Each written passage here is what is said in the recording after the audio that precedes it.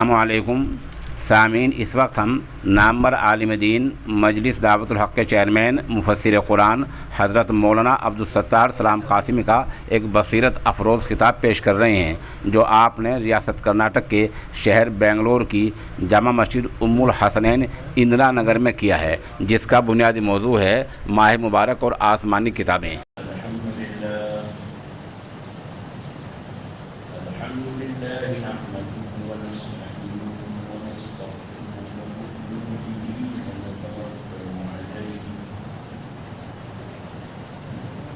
ونعوذ بالله من شرور أنفسنا ومن سيئات أعمالنا، من يهده الله فلا مضل له ومن يضلل فلا هادي له، ونشهد أن لا إله إلا الله وحده لا شريك له، ونشهد أن سيدنا ومولانا وحبيبنا وخليلنا ونبينا ورسولنا وشفيعنا وسندنا وشاهدنا ووسيلتنا محمدا عبده ورسوله، وصلى الله تبارك وتعالى عليه وعلى آله وأصحابه وأزواجه وذرياته ومن تبعهم بإحسان إلى يوم الدين. أما بعد، فأعوذ بالله من الشيطان الرجيم. بسم الله الرحمن الرحيم. شهر رمضان الذي أنزل فيه القرآن هدى للناس وبينات من الهدى والفرقان. صدق الله العظيم.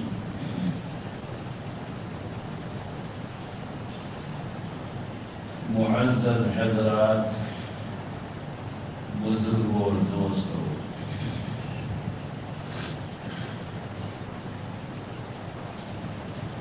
یہ رمضان مبارک کا پہلا جمعہ ہے،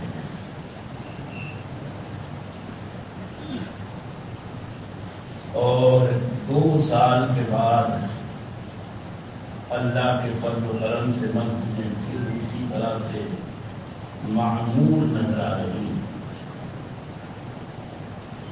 اللہ تعالی ہمیشہ ان مسجدوں کو اسی طرح سے آباد رکھے۔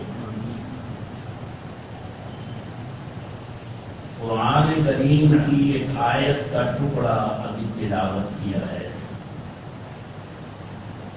شہر رمضان، رمضان کا مہینہ وہ ہے الذی انزل فیہ القرآن، جس میں قرآن نازل کیا گیا۔ رمضان کا مہینہ، بعض مفسرین نے، جیسا کہ امام مجاہد ہیں، تفسیر کے بہت بڑے امام ہیں، امام ضحاک ہیں، بہت بڑے امام ہیں تفسیر کے، حدیث کے، وہ فرماتے ہیں کہ رمضان اللہ کے ناموں میں سے ایک نام ہے۔ تو اب معنی یہ ہوئے کہ شہر رمضان یعنی اللہ کا مہینہ۔ یوں تو سارے ہی مہینے، سارے دن اللہ کے ہیں، لیکن کسی جگہ کی، کسی مکان اور کسی زمانے کی خصوصیت کو بیان کرنے کے لیے اللہ نے اپنی طرف نسبت کی ہے۔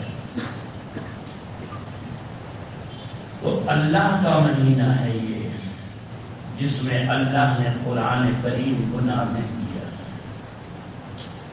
اور یہ قرآن کریم ہی نہیں، احادیث مبارکہ سے معلوم ہوتا ہے کہ قرآن سے پہلے جتنی بھی آسمانی کتابیں نازل ہوئیں وہ رمضان ہی کے مہینے میں نازل ہوئی.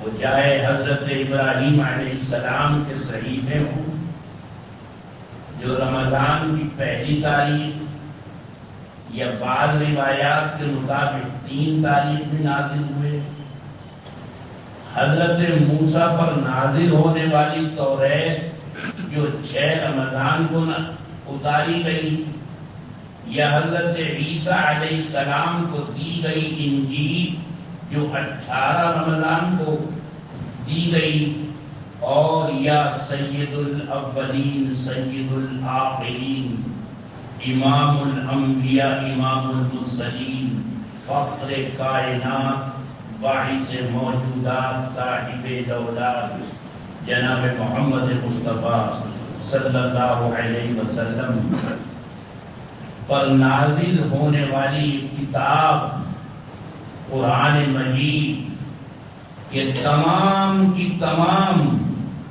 لوح محفوظ سے رمضان کی 24 تاریخ میں بیت العزت پہلے آسمان پر لا کر سیو کر دی گئی یہ کتاب.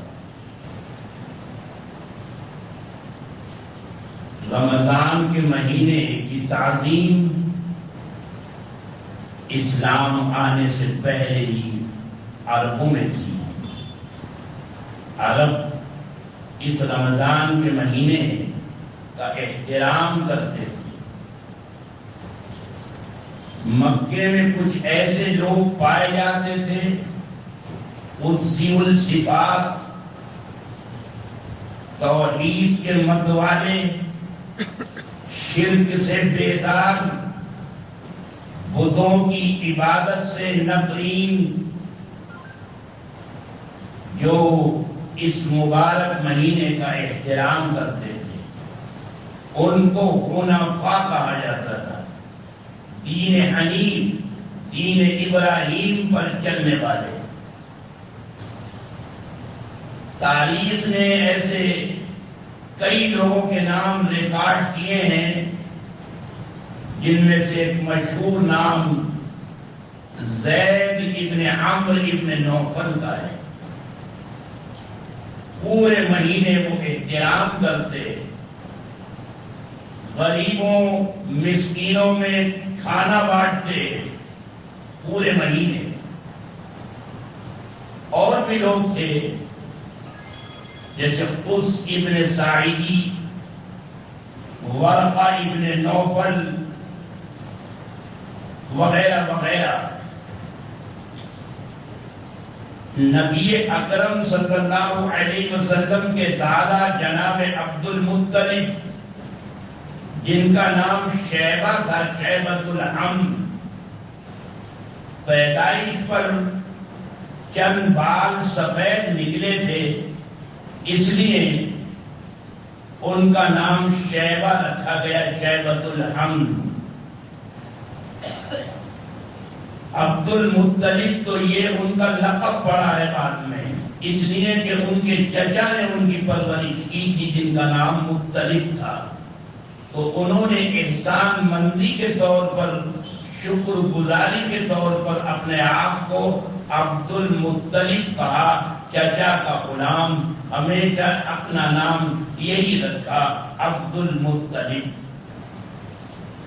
تو نبی اکرم صلی اللہ علیہ وسلم کے دادا عبد المطلب بھی رمضان کے مہینے میں غار حرا جاتے، وہاں اللہ سے لو لگاتے، پورے مہینے غریبوں کو کھانا کھلاتے. تو معلوم ہوا کہ عربوں میں پہلے ہی سے اس مہینے کا احترام تھا. رمضان کا پہلا نام کچھ اور تھا، کئی نام بدل کر یہ رمضان نام رکھا گیا ہے. کلاب ابن مرہ یہ پہلا شخص ہے جس نے اس کا نام رمضان رکھا، یعنی اسلام آنے سے تقریباً 200 سال پہلے. تو اللہ فرماتا ہے کہ یہ اللہ کا مہینہ ہے، یہ رمضان وہ بابرکت مہینہ ہے جس میں قرآن کریم سارا کا سارا ایک ہی دفعہ میں اتارا گیا. اس کی مبارک رات انا انزلناہ فی لیلۃ القدر، جس کو قرآن نے کہا ہے کہ ہم نے اس کو لیلۃ القدر میں اتارا ہے. اور وہاں سے پھر تھوڑا تھوڑا نجمن تھوڑا تھوڑا چند صورتوں کی شکل میں، کبھی ایک صورت کی شکل میں، کبھی ایک آیت کی شکل میں، اور کبھی ایک آیت کے ایک لفظ کی شکل میں بھی جبریل امی قرآن کریم کو لے کر آئے. 23 سال میں جا کر قرآن کریم وہاں سے نبی اکرم صلی اللہ علیہ وسلم پر پہنچا. قرآن سے تعارف کرایا اللہ نے، اور یہ کہا کہ ہدن للناس، یہ تمام لوگوں کے لیے، تمام انسانیت کے لیے. اور قرآن نے پہلی آیت میں سورہ بقرہ کی کہا کہ ذالک الکتاب لا ریب فیہ ھدی للمتقین، یہ سراپا ہدایت ہے ان لوگوں کے لیے جو اللہ سے ڈرے، تقوی اختیار کریں. اور یہاں کہا ھدی للناس، تمام لوگوں کے لیے ہدایت ہے. معلوم ہوا کہ اللہ کے نزدیک، شریعت کے نزدیک انسان وہ ہے جو رب کو پہچانتا ہو، جو رب کی بتائی ہوئی تعلیمات کے مطابق زندگی گزارتا ہو. وہ ہے اصل میں انسان، اس میں ہے انسانیت. شہر رمضان الذی انزل فیہ القرآن ھدی للناس، یہ آئین ہے قرآن کریم مسلمانوں کے لیے. ان کا کانسٹیٹیوشن آئین قرآن کریم ہے، رہنما ہے. رہنما ہی نہیں، سراپا رہنما. ہدن ہادی کے بجائے مبالغے کے طور پر قرآن نے سورہ بقرہ کی پہلی آیت میں بھی اور یہاں بھی ہدن کا لفظ استعمال کیا ہے، یعنی سراپا ہدایت ہے. مسلمان قرآن کریم کے پڑھنے والے اس کو اپنا رہنما مانیں گے، اس پر چلیں گے، تو پھر دنیا میں اور آخرت میں اور ہر جگہ، ہر کام پر، ہر موڑ پر کامیاب ہوں گے.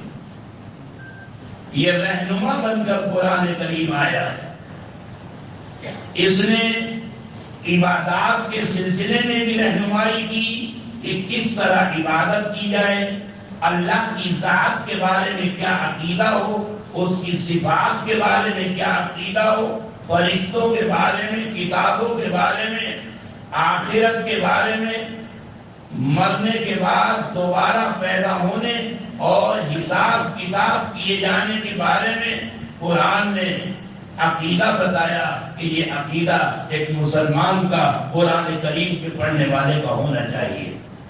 اسی طرح معاشی زندگی میں، اجتماعی زندگی میں، سوشل زندگی میں، اس کے کاروبار، اس کے گھریلو معاملات، بیوی بچوں کے ساتھ اس کا رہن سہن، دوستوں کے ساتھ، دشمنوں کے ساتھ، اپنوں کے ساتھ، پرایوں کے ساتھ کس طرح کا ہونا چاہیے، قرآن کریم نے اس کی بھی رہنمائی کی. قرآن کریم تو کہتا ہے کہ تبیانا لکل شیء، ہر چیز کو بنیادی طور پر گویا بیان کر دیا گیا ہے قرآن کریم میں. اور اگر کچھ بنیادیں ہیں جن کی وضاحت کی ضرورت ہے تو وہ نبی کریم صلی اللہ علیہ وسلم کا فریضہ بتایا گیا، لِتُعَلِّمَ لِلنَّاسِ مَا نُزِّلَ لِتُبَيِّنَ لِلنَّاسِ مَا نُزِّلَ إِلَيْهِمْ، کہ جو قرآن کریم نازل کیا گیا ہے آپ اس کی تبیین کریں، تشریح کریں، توضیح کریں.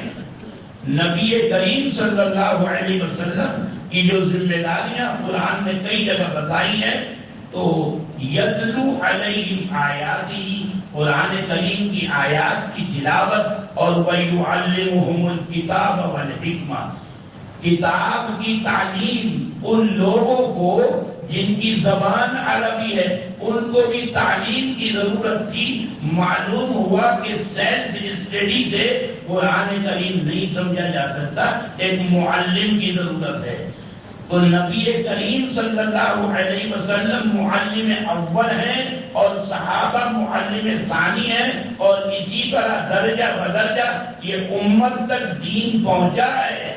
تعلیمات تو قرآن کریم میں جہاں جہاں وضاحتیں نہیں ہیں، ایک اجمالی طور پر بنیادی طور پر کوئی بات بیان کی گئی ہے، اس کی تشریح اور توضیح نبی کریم صلی اللہ علیہ وسلم نے فرمائی. معلوم ہوا کہ قرآن اگر ضروری ہے مومن کے لیے تو نبی کی حدیث بھی ضروری ہے، نبی کی تشریح اور توضیح اور تبیین بھی ضروری ہے، اور پھر اس کی اور مزید تفصیل وہ صحابہ کے عمل اور صحابہ کے اسوے سے معلوم ہوئی ہے. اس لیے کہ صحابہ کرام بلا واسطہ نبی کریم صلی اللہ علیہ وسلم کے شاگرد ہیں، تلامید ہیں، صحابہ ہیں. ان کے سامنے صرف الفاظ نہیں تھے بلکہ الفاظ بیان کرنے والے وہ نبی اکرم صلی اللہ علیہ وسلم بھی تھے. الفاظ ہوتے ہیں اور الفاظ سے جو منشا بولنے والے کی ہوتی ہے یہ سمجھنے والے صحابہ ہیں کہ آپ نے جو یہ بات کہی اس کا بیک گراؤنڈ کیا تھا اور منشا کیا تھا، مراد کیا تھی. صحابہ کرام رضوان اللہ تعالی علیہ اجمعین وہ ہیں، اور پھر انہوں نے تابعین کو، تابعین نے تبع تابعین کو، اور اسی طرح اعلام اسلام اکابر علماء سلفاً عن خلف وہ دین کی تعبیرات اور تشریحات جس پر اجماع ہوا ہے ساری امت کا، وہ متفق علیہ ہے، وہ دین ہے، وہ شریعت ہے. بہرحال اللہ فرماتا ہے کہ شہر رمضان الذی انزل فیہ القرآن ہدی، ہدایت ہے، سراپا رہنمائی ہے. قرآن نے رہنمائی کی. یا ایھا الذین آمنوا، اے ایمان والو، جگہ جگہ ایمان والو کہہ کر مخاطب کیا ہے اللہ نے. اللہ فرماتا ہے کہ وَاعْتَصِمُوا بِحَبْلِ اللَّهِ جَمِيعًا، اے ایمان والو اللہ کی رسی کو، اس قرآن کو، نبی کی شریعت کو، تعلیمات اسلامی کو، وَاعْتَصِمُوا بِحَبْلِ اللَّهِ جَمِيعًا، سب مل کر اللہ کی رسی کو تھام لو، اور وَلَا تَفَرَّقُوا، اور جب وہ فرقہ بندی میں نہ پڑو، ٹکڑے ٹکڑے نہ ہو. یہ نہ ہو کہ بھانت بھانت کی بولی جا رہی ہو، یہ الگ بولی بول رہا ہے، وہ الگ بولی بول رہا ہے، اس کی بات کچھ اور ہے، اس کی بات کچھ اور ہے. ایسا ہوگا تو قرآن نے کہا کہ وَلَا تَفَرَّقُوا فَتَفْشَلُوا، تم کمزور پڑ جاؤ گے. وَتَذْهَبَ رِيحُكُمْ، اور تمہاری جو ہوا تھی وہ ہوا اکھڑ جائے گی. اگر تم میں اختلاف ہوا، اگر تم نے اتحاد کا اگر ثبوت نہیں دیا، اگر ملت نے اتحاد نہیں ہوا ملت میں، تو پھر اس ملت کا جو وزن تھا ہزاروں پہ بھاری تھا. ایک ایک شخص اپنے کردار اور اپنے کیریکٹر کی بنیاد پر قرآن کریم جس کو قرآن ہی نے کہا وَكَذَلِكَ أَوْحَيْنَا إِلَيْكَ رُوحًا مِّنْ أَمْرِنَا، کہ ہم نے جو یہ نازل کیا ہے قرآن، اس کو صرف کوئی کتاب نہ سمجھو. روحًا مِّنْ أَمْرِنَا، یہ روح ہے، جان ہے تمام امر کی. امر الہی سے یہ ساری کائنات قائم ہے. یہ آسمان، یہ زمین، یہ چاند، یہ سورج، یہ ستارے، یہ شجر و حجر، ہم اور آپ، جنات و انس، یہ سارے کے سارے اس کے امر سے قائم ہیں. ساری دنیا، ساری کائنات امر الہی سے قائم ہے.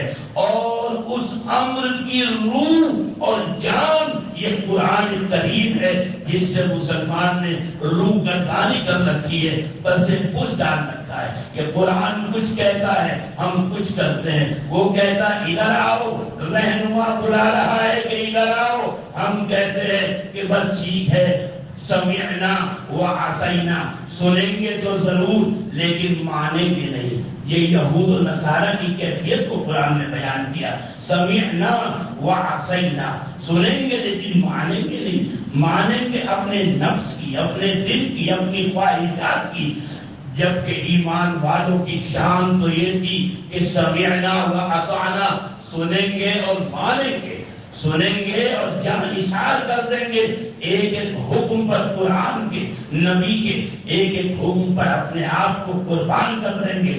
تو میرے عزیزوں اور دوستوں، قرآن کہہ رہا ہے کہ یہ قرآن روح ہے، روح جان، اور جان ہے تو جہان ہے۔ انسان جیتا جاگتا اچانک معلوم ہوا کہ ابھی چند منٹ پہلے بات ہو رہی تھی، ختم ہو گیا، جان نکل گئی، اب وہ لاش ہے، لاشا ہے، مٹی ہے۔ سب کچھ جان کا کھیل تھا، جان نہیں رہی تو اب یہ ہے کہ جلد سے جلد اس کی مٹی کب ہوگی، اس کو کب قبر میں دفنایا جائے گا۔ جو کچھ تھا وہ جان کی بنیاد پر تھا، جان نکل گئی تو اب کچھ بھی نہیں رہا۔ ایمان والے کی جان قرآن کریم تھا، قرآن کریم ہے، قیامت تک کے لیے یہ معجزہ ہے۔ جب تک قرآن کریم مسلمانوں کی زندگیوں میں تھا، اس کی تعلیمات کے مطابق اس کی زندگی تھی، ان میں جان تھی، جان تھی تو ایک ایک شخص جس کے کپڑے صحیح سلامت نہیں، جس کے کپڑوں میں پیبند لگے ہوئے ہیں لیکن جان تھی، بیت المقدس کے بڑے بڑے پادریوں نے، بشپ نے، بڑے بڑے جو وہاں کے ذمہ دار تھے، انہوں نے حضرت عمر فاروق رضی اللہ تعالی عنہ کو چابیاں سونپ دی، کیونکہ جان تھی، قرآن کی قرآن موجود تھا ان کی زندگیوں میں۔ حضرت عمر فاروق مدینے سے چلے ہیں، 2400 کلومیٹر کا سفر ہے۔ ایک غلام، ایک سواری طے یہ ہوا، ایک منزل عمر فاروق بیٹھیں گے، غلام اسلم لگام پکڑ کر چلے گا، ایک منزل 18 کلومیٹر، اگلے 18 کلومیٹر غلام وہ سوار ہوگا، امیر المومنین لگام پکڑ کر چلیں گے۔ تیسری منزل، تیسرے 18 کلومیٹر نہ امیر المومنین سوار ہوں گے، نہ غلام سوار ہوگا، بلکہ جانور کو آرام کرنے کے لیے چھوڑ دیا جائے گا۔ اس کا بھی حق ہے، یہ بھی اللہ کی مخلوق ہے، اس میں بھی جان ہے، اس کو بھی آرام کی ضرورت ہے۔ یہ تھا تمہارا سماج۔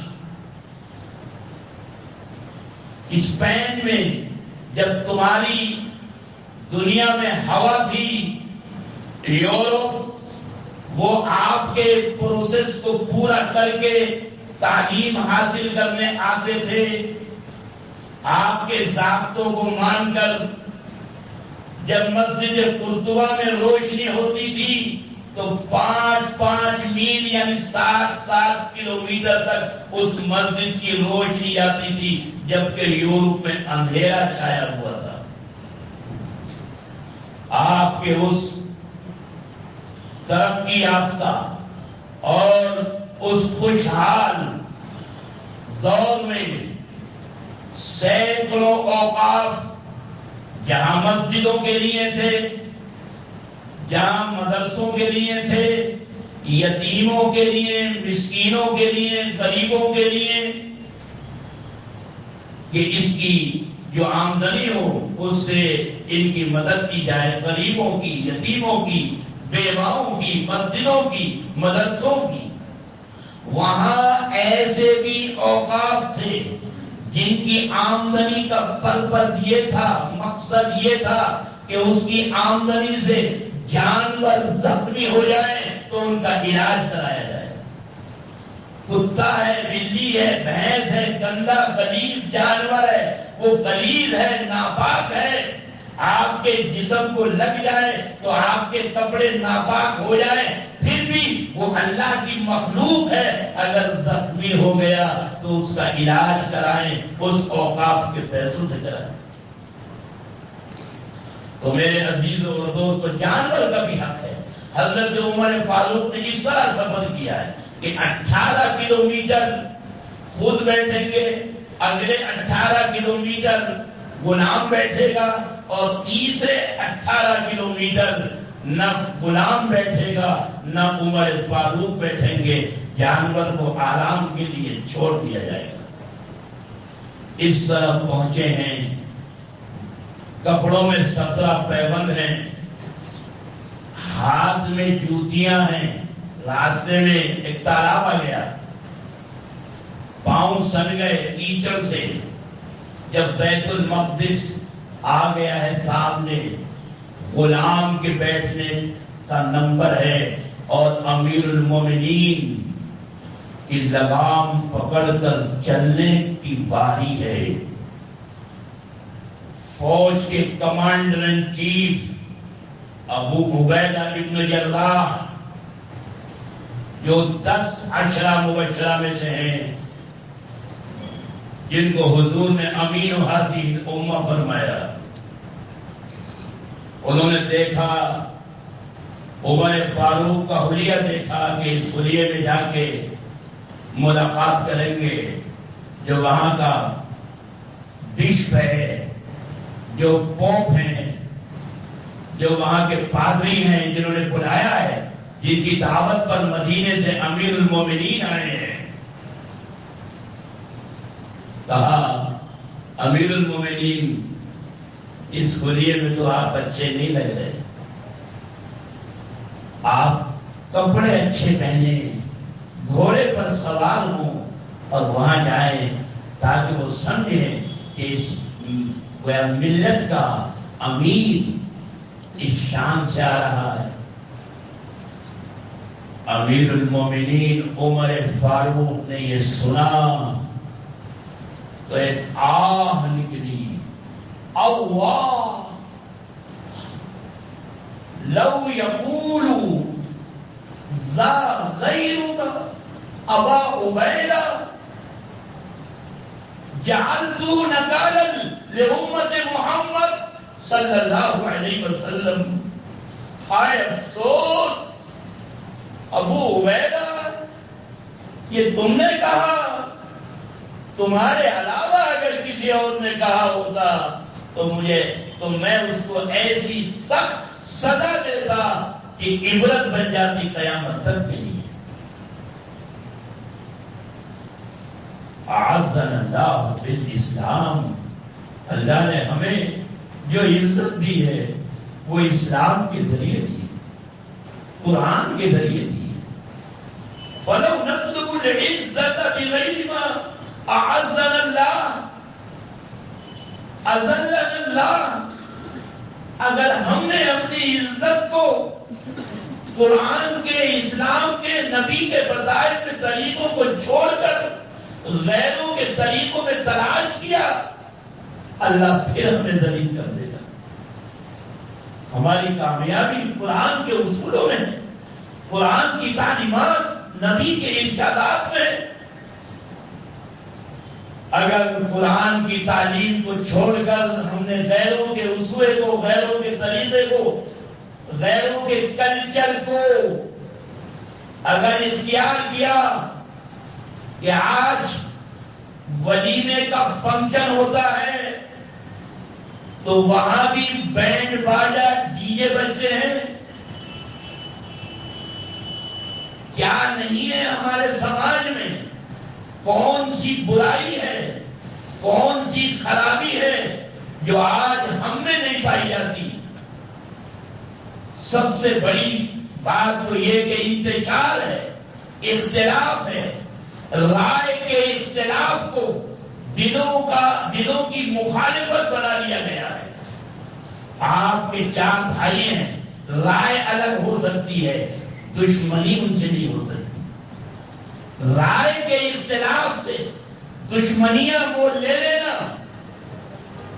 اسلام نہیں ہے، یہ قرآن نہیں ہے۔ شہر رمضان الذی انزل فیہ القرآن، جو قرآن نازل ہوا، جو ہدایت بن کر سراپا ہدایت بن کر آیا، اور نبی نے حجۃ الوداع میں فرمایا کہ میں جا رہا ہوں، تم کبھی گمراہ نہیں ہوگے اگر کتاب اللہ کو اور سنت رسول اللہ کو تم نے تھام کر رکھا۔ لن تضلوا مهما تمسكتم بهما کتاب اللہ و سنت رسولی۔ صرف زبان سے نہیں بلکہ کردار سے، کیریکٹر سے ہمیں ثابت کرنا ہوگا۔ مشہور ایک روایت ہے ابو داؤد کی، حضرت عبداللہ ابن عمرو ابن عاص فرماتے ہیں کہ اللہ کے نبی صلی اللہ علیہ وسلم نے فرمایا، اربعٌ اذا کن فیک، 4 چیزیں ایسی ہیں کہ اگر تیرے اندر ہیں، اربعٌ اذا کن فیک فلا علیک ما فاتک من الدنیا۔ اگر 4 چیزیں ہیں تو دنیا کی اگر کوئی بھی چیز نہیں ہے تو کوئی غم نہیں ہے۔ حفظ و امانت، امانت کی حفاظت۔ کوئی امانت آپ کے پاس ہے، اس کی حفاظت، جس کی ہے اس کو لوٹائیں۔ چیز، سامان، روپیہ، پیسہ، مکان، یہ تو امانت نہیں ہے۔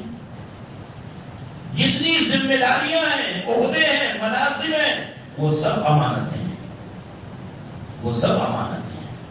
حفظ و امانت۔ کوئی راز کی بات اگر آپ کے پیٹ میں ہے، کوئی کان میں پڑ گئی ہے، اس کی رائے اور اس کے مشورے کے بغیر اس کو لیک نہ کریں، وہ بھی امانت میں خیانت۔ 4 آدمی مل کر کوئی مشورہ کرتے ہیں، ابھی مشورہ پورا نہیں ہوتا، وہ خبر لیک ہو جاتی ہے، ہو رہا ہی نہیں ہوتا۔ میں دہلی میں رہتا ہوں، لاک ڈاؤن کے زمانے میں جو تبلیغی جماعت کے لوگ تھے بیچارے، ان کو لوگوں نے گھروں میں پناہ دی، چھپایا، کیونکہ ادھم مچا ہوا تھا پوری دنیا میں ان کے خلاف پروپیگنڈا۔ 1500 سال پہلے ابو لہب اور ابو جہل کا میڈیا شور مچا رہا تھا، آج یہ میڈیا شور مچا رہا تھا۔ لوگ بیچارے گھروں میں چھپ گئے، چند روپوں کی خاطر، چند کوڑیوں کی خاطر لوگوں نے مخبری کی ہے اور ان کو پکڑوایا ہے۔ یہ ہماری آنکھوں دیکھی حال ہے، آنکھوں دیکھا حال ہے۔ محلے کی بات بتا رہا ہوں، شہر کی بات بتا رہا ہوں۔ چند روپوں کے لیے، چند پیسوں کے لیے حفظ و امانت، امانت کی حفاظت۔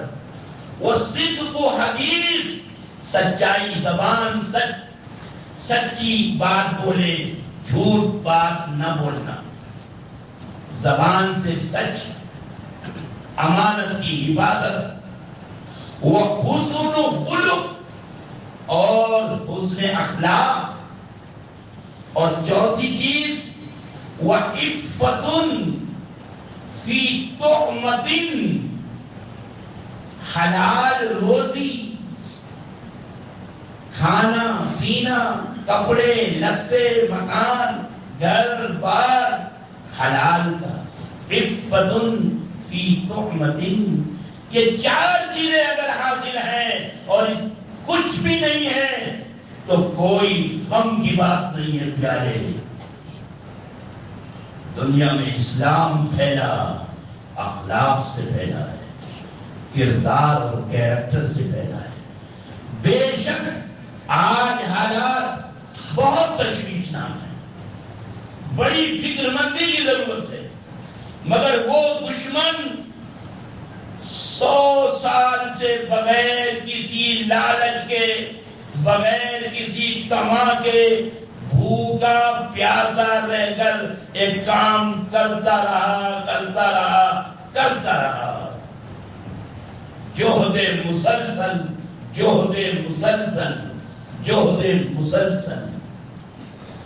اس کا پھل تو اس کو آج ملتا ہے، لیکن کوشش کی تو 100 سال پہلے کی۔ پھر بھی گھبرانے کی ضرورت نہیں ہے، مایوس ہونے کی ضرورت نہیں ہے۔ قرآن تمہارے پاس ہے اور قرآن ایمان والوں سے کہہ رہا ہے کہ یا ایھا الذین آمنوا، اے ایمان والو، لا تہنوا ولا تحزنوا، گھبرانے کی ضرورت نہیں ہے، خوف زدہ ہونے کی ضرورت نہیں ہے۔ وانتم الاعلون، تم ہی اعلیٰ رہو گے، شرط یہ ہے کہ ان کنتم مؤمنین، تم ایمان پر مضبوطی کے ساتھ جم جاؤ، ایمان تمہاری زندگی کے ایک ایک گوشے میں ہو، تمہاری عبادات میں، طاعات میں، روزے میں، نماز میں، کاروبار میں، معاشرتی سماجی زندگی میں، زندگی کے ایک ایک حصے میں ایمان آ جائے، تم پھر دنیا کی نظروں میں تم پھر سر پر آبروزہ بن کر رہو گے، اعلیٰ بن کر رہو گے۔ شرط یہ ہے کہ تم اپنا کردار اور کیریکٹر ادا کرو۔ ان اللہ لا یغیر ما بقوم، اللہ کسی قوم کی حالت اس وقت تک نہیں بدلتا حتی یغیروا ما بانفسہم، جب تک کہ وہ اپنے حالات کو خود بدلنے کی کوشش نہ کرے۔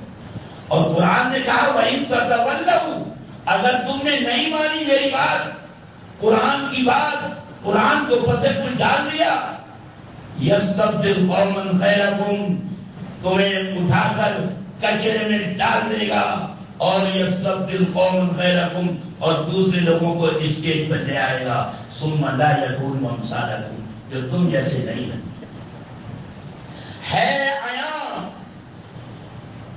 یوری سے تاتار کے افسانے سے، ہے عیاں یوری کے تاتار کے افسانے سے مل گئے پاسباں کعبے کو صنم کھانے سے۔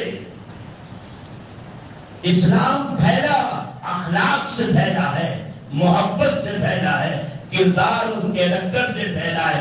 اس کے باوجود کہ حالات نہایت ناگفتہ بھی ہیں، پھر بھی تمہاری مسجدوں کے آگے ان کی عورتیں اپنے بچوں کو لے کر کھڑی ہو جاتی ہیں کہ ان کا بچہ جو بیمار ہے، یہ نمازی نماز پڑھ کر آ رہا ہے، اگر پھونک مار دے گا اس کو شفا حاصل ہو جائے گی۔ میرے عزیزوں اور دوستوں، اتفاق، اتحاد وقت کی سب سے بڑی ضرورت ہے۔ فرقہ بندی ہے کہیں اور کہیں ساتھیں ہیں، کیا زمانے میں پنپنے کی یہی باتیں ہیں؟ میرے عزیزوں دوستوں، حضرت شیخ الہند مولانا محمود حسن دیوبندی رحمۃ اللہ علیہ نے مالٹا، جو اسیر مالٹا ہیں، وہاں سے جیل سے آنے کے بعد بامبے اتر کر جو بات کہی، یہ فرمایا کہ ہم نے وہاں غور کیا مالٹا کی جیل میں یہ مسلمان برباد کیوں ہے۔ دو سبب ہم نے پائے، قرآن سے دوری اور آپس کا سر پھٹول، آپس کا اختلاف۔